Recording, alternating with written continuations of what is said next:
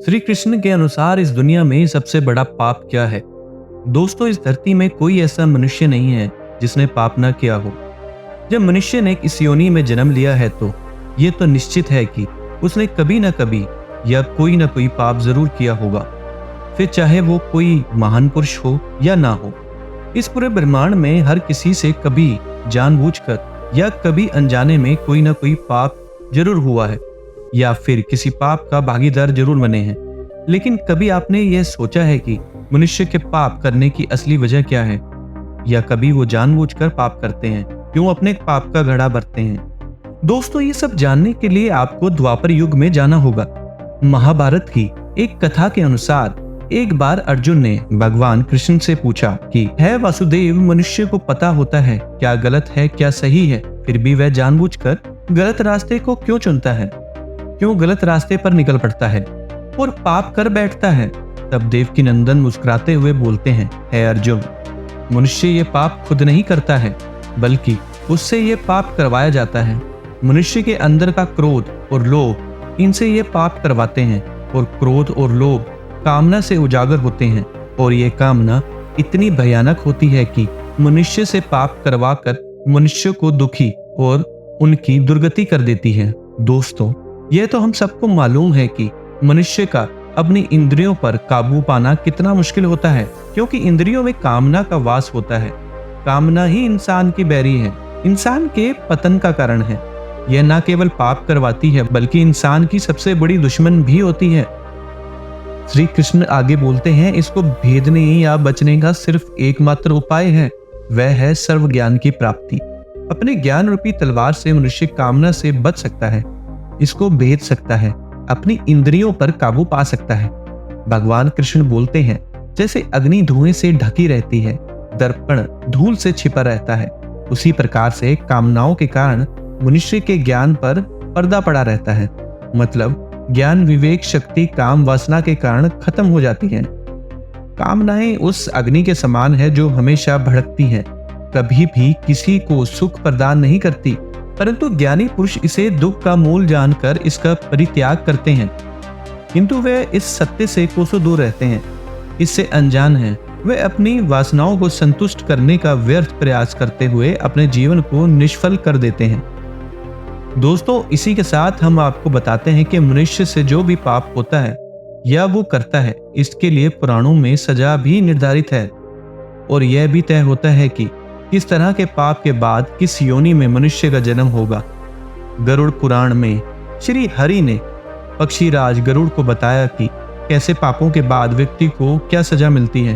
ब्राह्मण हत्या करने वाले, शास्त्रों के अनुसार यदि कोई व्यक्ति जानबूझकर या गलती से किसी ब्राह्मण की हत्या कर देते हैं तो उसको ब्रह्म हत्या का पाप लगता है। यह पाप महापाप कहलाता है।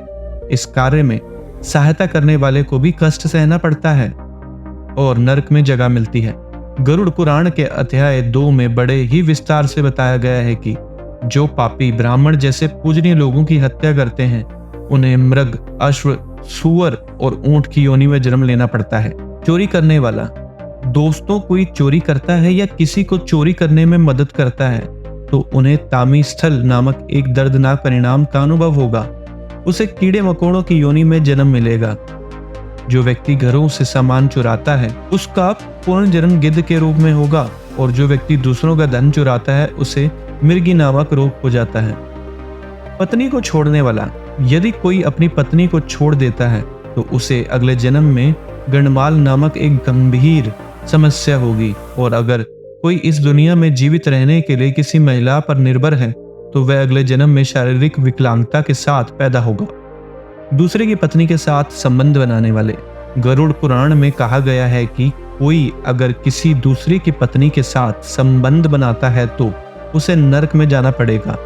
फिर वह अलग अलग जानवर जैसे भेड़िया, कुत्ता, गिद्ध, सियार, सांप, कौवा और अंत बगुले के रूप में पुनः जन्म लेगा। इन सभी पशु जीवनों से गुजरने के बाद ही वह फिर से इंसान बन सकते हैं। गरुड़ पुराण के अनुसार यदि कोई व्यक्ति देवताओं और पितरों को खुश किए बिना मर जाते हैं, वह 100 साल तक कौवे के, फिर मुर्गे के, फिर 1 महीने तक सांप के रूप में जन्म लेते हैं। इसके बाद ही उनके बुरे कर्म खत्म होंगे और वह दोबारा मनुष्य के रूप में जन्म ले सकेंगे। दोस्तों, शारीरिक शोषण करने वालों को भी पापी माना जाता है। जो लोग महिलाओं का शारीरिक शोषण करते हैं उन्हें अगले जन्म में सजा भुगतनी पड़ती है। वह लोग भयंकर बीमारियों से पीड़ित होते हैं। धार्मिक मान्यताओं के अनुसार जो लोग महिलाओं की हत्या करते हैं या उनका गर्भपात कराते हैं उनको नरक में स्थान मिलता है। माना जाता है कि इसके बाद उनका जन्म चंडाल योनि में होता है। इससे जुड़ा महाभारत में एक किस्सा भी है। महाभारत की लड़ाई खत्म होने के बाद द्रोणाचार्य के पुत्र अश्वत्थामा ने बदले के लिए अर्जुन के पुत्र वधु उत्तरा के गर्भस्थ शिशु परीक्षित की हत्या कर दी। उन्होंने भ्रूण में एक अजन्मे बच्चे की हत्या का पाप किया था। इसके बाद श्री कृष्ण को गुस्सा आया और इसी के प्रायश्चित स्वरूप देवकीनंदन भगवान श्री कृष्ण ने दंड स्वरूप अश्वत्थामा के माथे पर लगी मणि निकालकर उन्हें तेजहीन करते हुए युगों युगों तक भटकने रहने का श्राप दे दिया और कहा कि तुमने जन्म तो देखा है पर मृत्यु कभी नहीं देख पाओगे। जब तक ये सृष्टि रहेगी तुम युगों युगों तक भटकते रहोगे। तो दोस्तों, आज हमने आपको बताया कि वासुदेव के अनुसार पाप करने की असली वजह क्या होती है, क्यों वह पाप करता है और जो मनुष्य पाप करता है उसकी सजा क्या होती है। आशा है आपको ये वीडियो अच्छी लगी होगी। अगर आपको ये वीडियो अच्छी लगी है तो इसे अपने दोस्तों और रिश्तेदारों के साथ साझा जरूर करें और हमारे इस चैनल को सब्सक्राइब जरूर करें। धन्यवाद।